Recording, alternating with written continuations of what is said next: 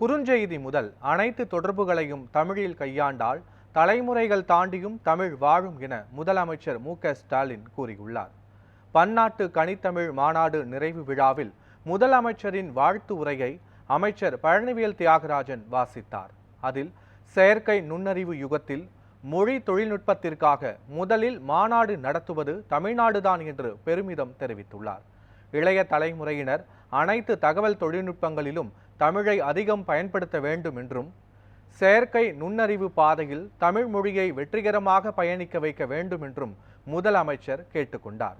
மேலும் குறுஞ்செய்தி முதல் அனைத்து தொடர்புகளையும் தமிழில் கையாண்டால் தலைமுறைகள் தாண்டியும் தமிழ் வாழும் என்றும் கூறியுள்ளார்.